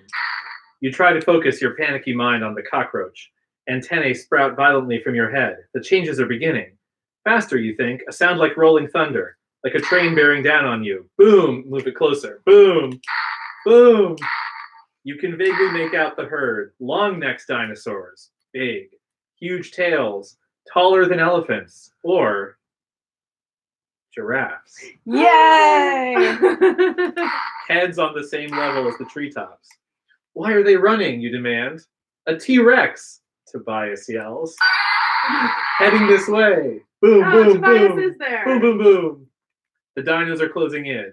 Closer, closer. It's hide or get stomped, but you can't hide until you get small, and you aren't getting small. Your body is segmenting. A hard shell forms over your human arms and legs, over your face, but you don't shrink. You're a 4-foot-something, half roach, half human. And here come the big boys. Run, Tobias yells. You try and stumble. Your legs are fusing together, turning into a bloated roach abdomen. The thunder grows louder, surrounds you. A whale-sized dino passes by you, blocking out the moon. The herd is all around you. You're trapped. An enormous talon passes right over your head. Dinosaurs are moving around you like water moves around a rock in a stream. All you can do is stand still and tremble. Get small, you tell yourself. Get small. You begin to... You're a dog-sized roach, a cat-sized roach, and then another talon coming down toward your head. no. Uh-oh. Oops. You're a dead roach. Oh, Bad choice. You didn't have time to morph. Go back to page 84 and choose again. all right. All right, we're switching back. Just the next. Oh, right, we're switching back. Oh, yeah. Oh, yeah. Okay. Okay, so wait. So Jenny died because she got trapped in the Right. fly. I'm going to agree to Rachel's stupid demands. Okay. Okay, since I was just reading, you can pick up. So you're going to promise not to get anyone else killed. Yeah, I promise. No, Jenny promises. I think I was promising to hang back. Right. Which is a Stay terrible out of the way promise. from now on. Okay. Okay. Fine, you say. I promise not to take any more chances. Rachel finally backs off, retreats to a corner with her grief. Marco and Axe go after her. You can hear the three of them whispering, but you can't hear what they're saying. You sit with your back against a wall and wait for Tobias and Jake to return. Eric sits silently a few yards off. You almost have a sense he's protecting you. You're numb, horrified by Cassie's death, racked with guilt, but unsure what you could have done to prevent it. Accurate. Maybe if you had just ignored that box, never picked it up. Also good. Tick, tick, tick. Well, you said they never turn into ticks. I was just thinking. Terrible. Hours creep by, I then like that Bridget is just like making out with Elfangor here. she really, well, she's Mr. Oh, it's 'cause 3, she's Mr. so 3. It's Mr. 3, and yeah. Mr. 3 is obsessed. it's a Yeah. love-hate thing. Yeah. His beloved nemesis. Yeah. She's being very cute. All right, so flap, flap, flap. You jump to your feet as one, no, two birds fly into the factory. Relief rushes over you as the others come running. Prince Jake, Jake, oh Jake, Cassie is. Jake lands next to where Cassie's small form is laid out. He begins to grow out of his falcon form to reemerge as human. As his human mouth forms, he lets out a scream filled with rage and grief that turns your stomach. Hours pass as Jake sits next to Cassie. The sun is going down when he calls you together. I have a plan, Jake announces. You put it in motion the next morning. Guide leads you to an empty store at the end of a long, narrow street. Axe leaves, goes out for a stroll on the crowded streets, hoping to lure the howlers to you. Tobias, floating high above the narrow streets, reports the scene by Thoughtspeak. The howlers are sticking together, not as cocky as they were, though. They should spot him any second now. Any second now. Do it now, Rachel says to you. You nod slowly, wishing you had never agreed to stay out of the way. Now that the plan is underway, now that the others are facing danger, you feel like a coward. Do it, Rachel orders. All right. You start to morph. Down, down, down you shrink. You feel a loose liquid sensation inside as your human organs slide and fuse. Coarse hairs grow on your arms, your legs. 2 extra legs explode out of your chest. What are they, blind? Tobias wonders. Axe is getting awfully close. The crowd is blocking their view of him. Too many escort in the way. Oh man, he's too... They see him. Axe man, run! Run! Your mouth and nose elongate into a powerful sucking straw. The fly's compound vision blinks in. You can see Rachel again, see her face from 1,000 slightly different angles. Only now her angry, accusing human face has turned into the fierce face of a grizzly. Climb aboard, Rachel says. You power the crazy fly wings, zooming up and coming to rest behind the bear's upside-down U of an ear. Okay. It's time, Jake says. I have to do this. Rachel, you know what to do. If I get out of control, can't control the morph, if I start that howl, you'll have to do it. If Jake lost control of the morph, Rachel would do what she had to do, quickly, before Jake could hurt any of us. Okay, so this is just the same thing. It's just 26, okay. Yeah. You're lost in a dense thicket of brown fur, clinging with your clingy fly feet. Okay, you can't see, can't affect the outcome of the battle, but you can still hear what's happening. They're on him, Tobias yells. All 6 of them, like hounds after a rabbit. Man, that boy can run. Axeman, opening to your right. Tense I feel like minutes the pass. message here is the Animorphs don't need a new member. They do not. need It help. really is. Yeah, yeah.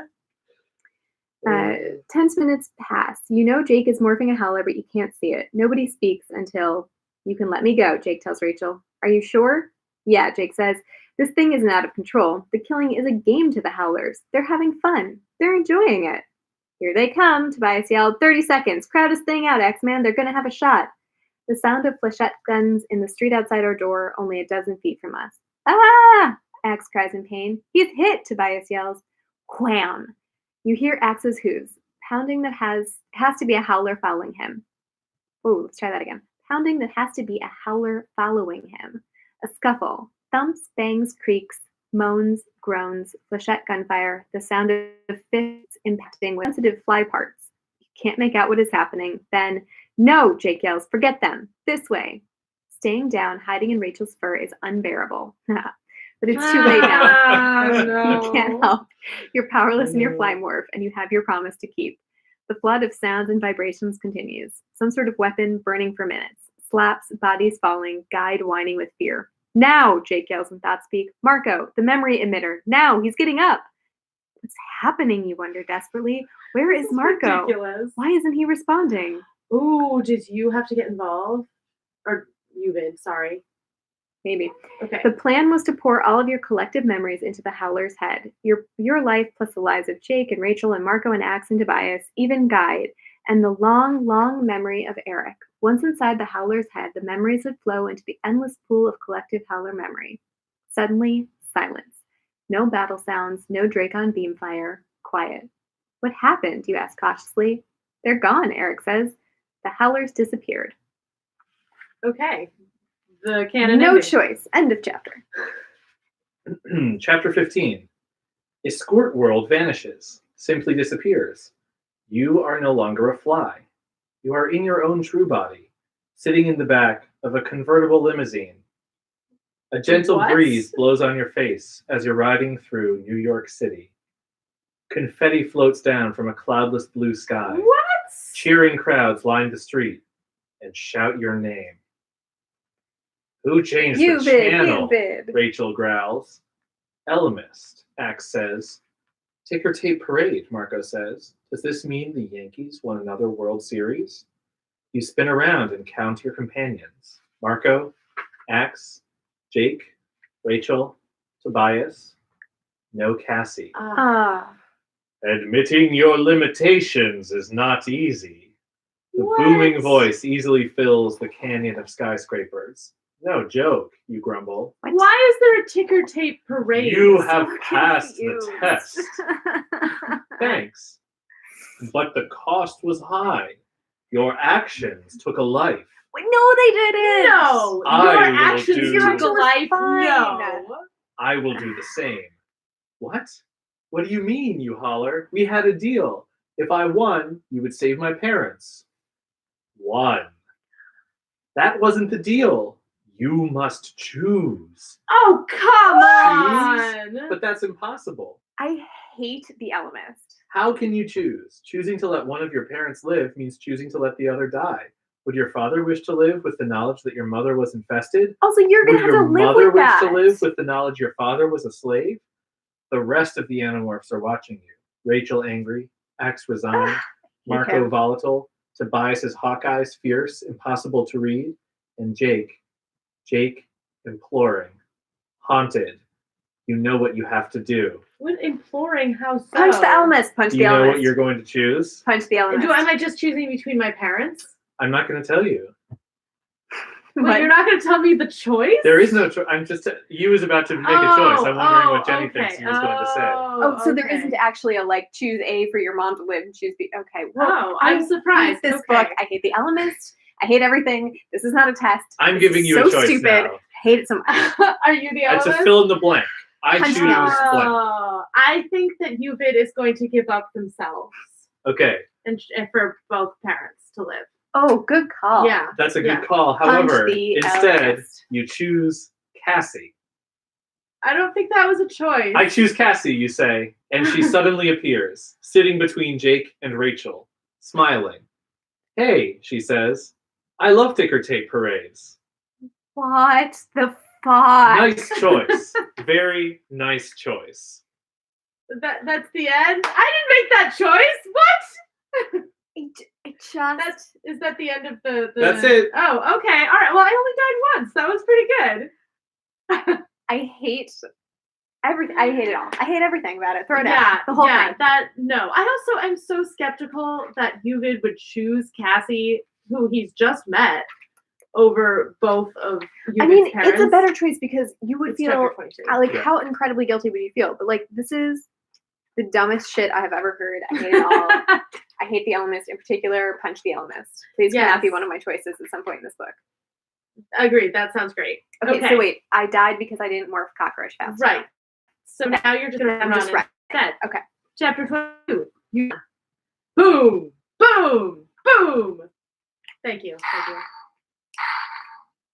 Excellent. Jake is right in front of you, axe in front of him. The others are behind you somewhere. I'm glad my legs aren't as short as Marco's, you think. Rude. You can hear the dinosaurs closing in. Boom! Boom! Boom! A sound like rolling thunder, like a train bearing down on you. Good enough. Okay. Here and there, you catch a fleeting glimpse of the herd. Long necks, huge tails, big and heavy enough to smash you like a steamroller. Your leg muscles burn, your lungs ache, but you push yourself harder, fueled by fear. A T-Rex, Tobias yells, heading this way. Boom, boom, boom, boom, boom. Closer, closer. The thunder grows louder, surrounds you. The herd is all around you. You try to run with it, but the long-necked dinosaurs are faster, oddly. And they're also fueled by panic. Sure. Wham! The ground bounces, stumbling you to your knees. Screee! A long-necked dinosaur squeals in panic. Sorry, Bridget, sorry. A shadow that blots out the moon and stars. Trembling, you turn and look. Then, chomp! Ah! You scream. Oh no. Darkness. Hot breath. A slimy, rough surface beneath you. A tongue. You're in T-Rex's mouth. Not the T-Rex's, just T-Rex's. I assume that's its name. Did we like literally just do this? Yeah, I'm wondering if all of your choices result in death. I don't know. We'll see. Cool. Gulp. Gulp. Pressure on all sides, squeezing you down and down some nightmare tunnel. Can't believe I got eaten by a T-Rex. Swallowed. Bigger opening. Liquid all around. Water. No. Too hot to be water. Digestive acid. You're being digested. Okay, so we just read this book. One, we just read this book, and two, this is like so I had no good choices. I get killed as a cockroach, I get eaten as a person. You'll see. There's still some stuff that's gonna happen. These books. You are blind, deaf, except for a sound of churning and the steady bass drum of a heart beating. It's not that I'm deaf except for a sound of churning. It's that there are no sounds except for the sound of churning. That is accurate, yes. Okay, well, I just, you know. You grind up against warm flesh, up against something that feels like bones. T-Rex's last snack? You're holding your breath. You don't want to breathe in the battery acid T-Rex has in its stomach instead of stomach acid for some reason. What can you do? With a desperate burst of energy, you try to claw your way out, but it's hopeless. You can't grab onto the smooth flesh lining the dinosaur's belly. What can you do? The Elemist has given you only one morph, Roach. You begin to morph. The Timberwolf and Savvy 42 have suggested that you would morph into a giraffe. I think it's a great idea. Let's find out what happens. All right. You begin to morph into a giraffe. Yay. Almost immediately, your oxygen-deprived brain calms down. Your thinking grows clearer. Giraffe bodies can live longer than humans without much air. Okay. You're growing larger. Now the churning of the stomach isn't so painful. You're alive, but for how long? You pass out, wake up, pass out. When you wake up the second time... I'm going to get pooped out as a cockroach. You're a giraffe. As a giraffe. That's what I said. When you wake up the second time, you notice the stomach has stopped churning. Your giraffe senses can smell fresh air. You force the giraffe toward the air. I can't Run! believe that the end of this is getting pooped out of a T-Rex as a cockroach / No, giraffe. no, it's not. All right, run up a tube the size of a giraffe-sized water pipe. Run out into a cavern lined with sparkling teeth. Run across a plain of pink flesh. Okay, fine. You begin to demorph. Your human eyesight blinks back on. You can see you're standing next to an enormous corpse. You can see you're standing next to a small corpse. You're still much taller than you would normally be. A dinosaur looks the size of a relatively small dinosaur to a giraffe. Thank you. Okay. And not like an aircraft carrier. Oh, sure. The others notice you. Hey, Cassie says, you're alive. Barely, you say. Still more giraffe than human. I didn't notice that you were gone. We all made it, Jake says, shaking his head. Amazing. Who killed the T-Rex, you ask? I guess I did, Jake says. How? It ate me, Jake says, so I acquired it and started morphing in its throat. Gross. Everyone is buzzed with energy and nerves. You decide to keep walking even though it's dark. You trudge through the grass for a few miles. You stop and doze. You get up and trudge some more. Nobody knows where you're going, but somehow walking makes you feel better. Gradually the sky lightens and the sun comes up. More trudging. And now you're beginning to think that sitting down and never walking again would be a nice plan. Oh man, look, Jake says. I think we're coming up on some kind of big gorge or whatever. You march up to it. A huge canyon. You're on the edge of a valley, hundreds of feet deep and miles across. The valley isn't empty. Down there, spread across a mile of valley floor, are glittering, shining buildings. And hovering over them is something that looks like a flying saucer.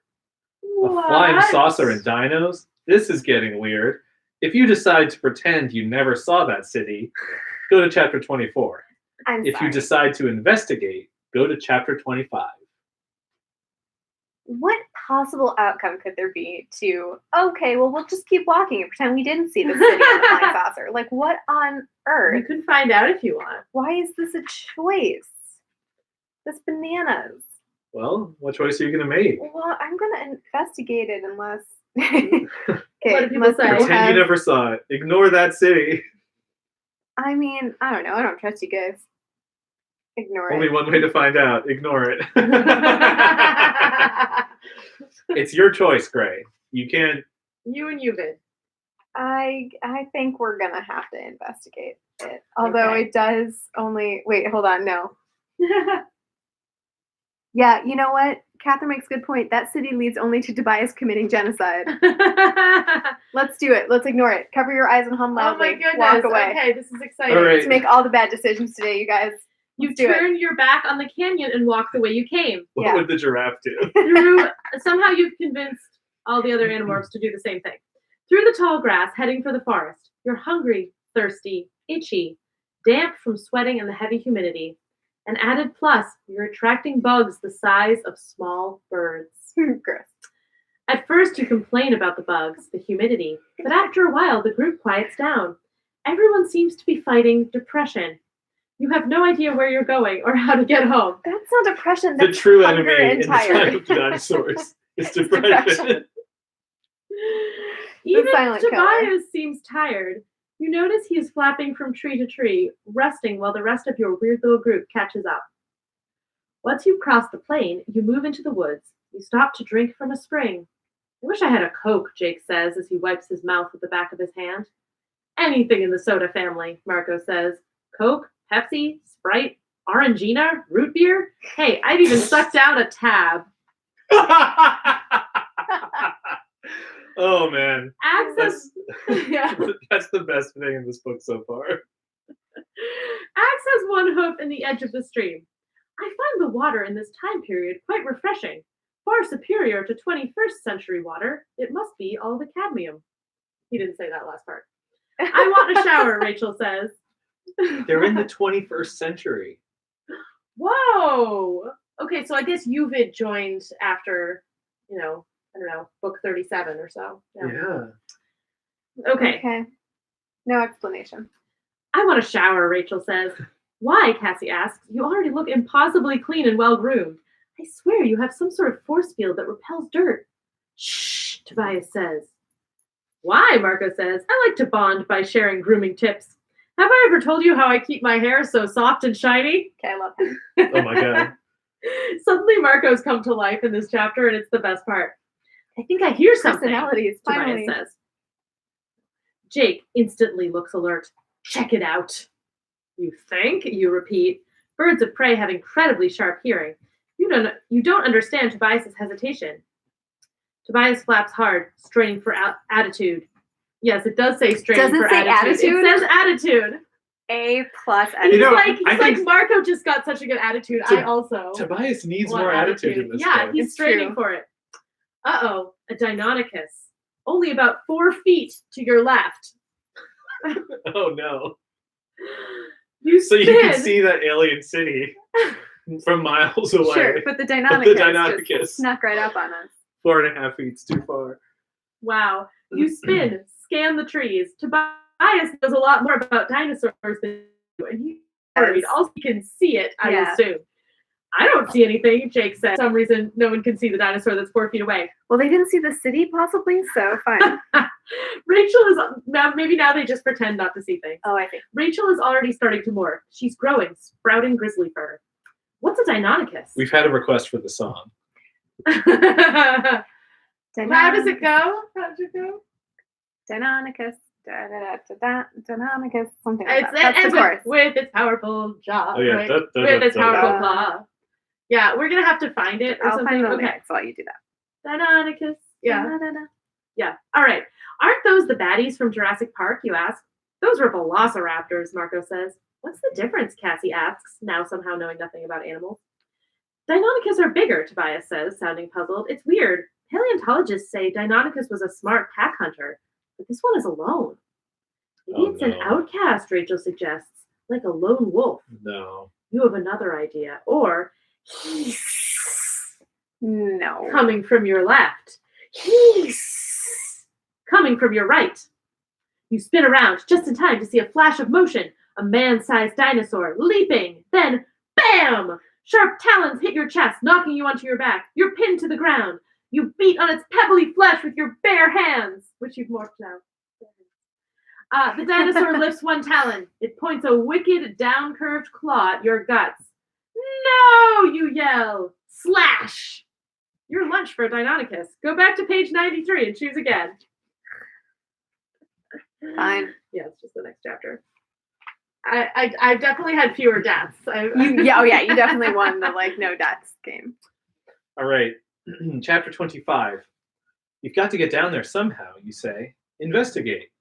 Maybe whoever built that city can help us figure out a way home. Flash. The valley disappears. The prehistoric landscape vanishes. You and the others are sitting in the middle of an empty IMAX theater. What? You have the What? best seat in the house. Center seat of the center row. Cassie, Axe, and Tobias are on your left. Marco, Rachel, and Jake are on your right. Okay, at least they're all there. It is not the same It's arrangement not the same as arrangement the picture as on the the one on the cover. cover. A tub of buttered popcorn sits on your lap. There's a supersized soda in the cup holder. Marco picks up his cup. Sips. Coke, you ask? Marco makes a hope it's face. Tab. It's Tab. Tab. Yeah. Oh my god! That's I'm so amazing. glad you picked the other. Amazing. Oh my god. Yeah, we Yeah, wouldn't because have you appreciated that would've without been a the really other bad one. joke without Yeah, getting yeah. eaten by the Deinonychus. Investigate, comes the Elemist's booming voice. No, I hate that guy. Find a way. These are things For humans what? do well. What? Hate him so much. The house lights dim. He just wants to know if you're curious. That's why he gave you this test. The enormous curved screen in front of you fills with an image, a close-up of a nameless, primitive man. His grubby hands are rubbing two sticks together. A lick of flame starts to grow, illuminating a face filled with wonder and fear. The scene shifts. You see a dirty, wild-looking woman tapping a piece of flint against a stone to fashion a crude tool. Again, the scene shifts. You see men and women of all races weaving fabric, forging glittery objects of metal, collecting seeds, planting seeds, making sails and canoes, and setting off to explore waterways. Now the pace of the images picks toolmakers, time-fashioning spears, harpoons, and arrows. Wheels of a dozen different sizes. Wheels on crude vehicles, on potter's wheels, on lathes. And now the humans you see are starting to look different. More light in their eyes, a keener awareness. You watch them plot the motion of the stars, create the first irrigation systems, stack up crude bricks to build shelters, and then ziggurats, and then pyramids. People wearing tunics and sandals invent screws, pulleys, levers, pumps, simple engines, watermills, plows, arches, vaults, domes, amphitheaters, aqueducts, tunnels, bridges, lighthouses, roads, and compasses. All right. Now the images are coming Did you faster. say that's an all-encompassing list? Oh my God, Jenny. Now the images are coming faster. Casks Still and books, going. telescopes, steam engines. Incredible, Axe whispers. Now the images are spinning so fast they are Axe is just impressed by this? flashes. You see what has to be Benjamin Franklin with his kite, Edison with a bumpy-looking light bulb, then a sprawling city lighting up. New York! Streams of people in hats moving down a staircase and onto a herky-jerky train. A subway in London, or Boston, or Paris. Boston. Delicate Not that we can suspension tell you where we live. bridges, trains, photographs, another list, telephones, people climbing snowy mountain peaks, probing ocean floors, riding into space on rockets, images flashing by, blurring into one another. Airplanes, elevators, skyscrapers, Oh my cars, God, computers, Zach. plastics, drugs, medicine, TVs, We're lasers, like, okay, we robots, need 500 more words. vaccines, satellites. The screen goes dark. The theater lights come up. That was cool, Tobias says. It was not. Very PBS, Marco adds. Yeah, that sounds more What does it accurate. mean, you ask? You have passed the test. I hate him so much. The theater disappears. The Animorphs disappear. You're in the back seat of your parents' car. Your dad is driving, and your mother is in the passenger seat. You're following a big yellow moving truck on the way to your new house. Oh. Mom? You say in disbelief. You remember everything. The battle in your bedroom, the morphing, the howlers, the T-Rex. You also remember this car ride. It happened a week ago, back before you ever spent a minute in your new school. Your mother turns around and smiles at you. What is it, sweetie? Nothing. You feel like crying. You have to do it all over. No, you don't. Now you don't No, ever have you to go near don't. that construction Oh, site. There we go. Now you don't ever have to discover the blue box. Do that. Unless you want to. I don't. I want to destroy That's the everything. end. Okay, but what if you Hated just it find the blue box so and much. give it to the Animorphs? Well, and don't. If you guys want to try to do something different with the blue box, we can start over. No. Thank you. I don't want to put it I'm on all the set. internet. My thing I'm about against that. the question that I have is, why is the Elemist the worst? Why He are the was really the worst Alternamorphs in so this. bad? Yeah. Who wrote these? Why are they terrible? This one is worse because it wasn't quite as funny. It wasn't that funny. The bit where the giraffe kicks Mr. 3 out of Still time. the funniest thing that's ever happened. It's the in funniest thing Animorphs that's ever one. The thing where Marco finally gets his tap is the funniest thing in this one. Yeah. It's not This quite is as very good. much like a retread. And like, why would you pick these books? Like the ones where they go to weird Yes. places. I mean, Oh, yeah, maybe it was for the fun of going to weird places. But that makes Maybe, I feel like no. that's less interesting. Yes. Because like, especially in the Howlers one, it just retreads the entire plot.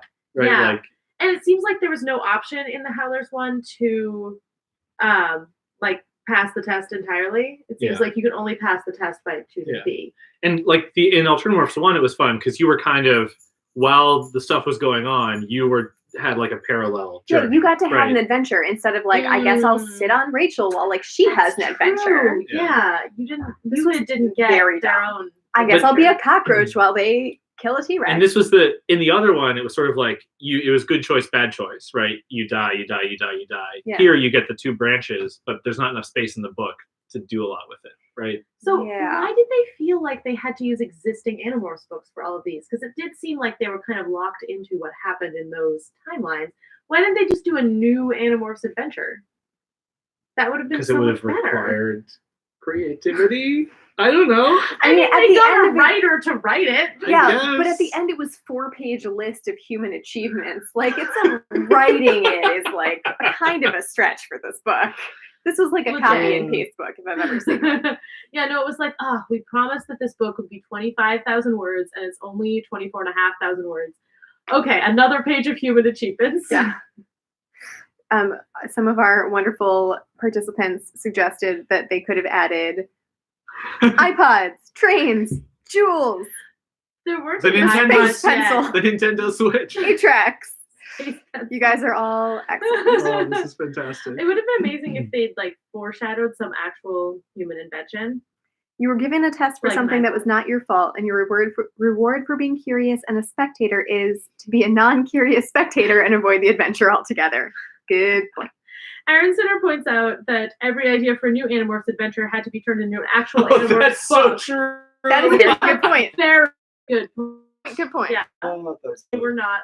Yeah, they were not just swimming in ideas at this point. We just had the book where they went inside Marco's body. So Well, you made different choices, and Gray died more. I did die a but lot you more. passed the test. So did you, didn't you? No, because I didn't get my parents back. Oh, we got Cassie back. I sort of I passed guess. the test. I'm not sure I got Some my I parents got parents back. have to either. choose. partial credit. Yeah. And also, the people in the New York streets were chanting your name for an unexplained reason. So, You fit. You fit. You fit. I assume that was just an Elemist illusion, where Maybe. the Elemist is like, "You The whole passed. book, Here's some apparently. ticker tape. the Secret Yes. Tape Parade. You passed by completely staying out of the action, which is what every good Animorph does. Somehow, This book was very dumb, yes, Yeah. and was it pretty did bad. not Well, endear me to the Elemist at all. you understand No. why this was the final Alternamorphs book. Yes, that does sound right. Buffy, you. I mean, I'm pretty sure this is all extra canonical, so I'm not sure we can hold it against the Elemist, but Nonsense, You can if yes, you I want can. to. Yeah, I think you I'm probably very can. talented at holding So- things against the Elemist. Speaking against offenses to canon, Yeah. I think despite running out of Alternamorphs books, we have not run out of non-main series Animorphs content. Ooh, true. So one thing that we were thinking of doing was some kind of like Zoom-enabled TV viewing of the Animorphs TV show. Yeah. You guys think you'd be up for that? I have been brought around. I have a lot of reluctance to watch any sort of TV adaptation of the Animorphs, but I've been told that this adaptation is so bad that it cannot possibly overwrite any of my existing, mental pictures of anything in the series. Unanimous agreement. Everyone's It really has one into thing us going doing for it. this. The theme Oh. song is pretty good. It is very good. No down the jack, no turning back, nowhere to run. So dun, Yeah. dun, dun, dun, dun, dun. Something like that. Oh, someone says that I should write a better Alternamorphs. Accurate. We'll see. What a great idea. There might be something afoot. We'll see. We'll Yeah. see. All right. Anything else we should say before signing off? Thanks for watching. Thanks for joining us Yeah. on Yeah, our it seems quarantine Thanks for all of your live stream. input. Sorry, this one was a lot worse than the first one. I'm sure. No. I'm sure once we get to the TV show, the quality will be right back up again. Oh I yeah. don't even Oh worry yeah. about it. Oh yeah. The TV show will be excellent. Yeah. That's why you want us to watch it, right? Because it's Yes, so good. because it's so Okay. good. All right, just checking. Appreciate that.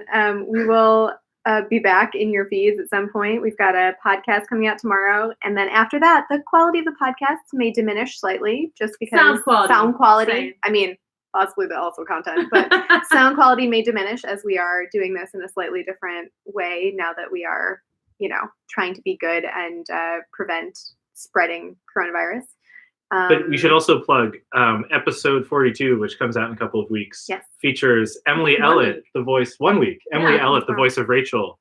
We recorded with her yesterday. It And was very cool. fantastic. Yeah. So Yeah. get excited. Really And- looking forward to sharing that with you guys. Yeah. It's gonna be good. Yeah. Yeah. All right. All right. Thanks Stay so much safe, for everyone. joining us. Be Yeah. healthy, be well. Happy Yep. social distancing. Bye. Bye. Don't find any Google.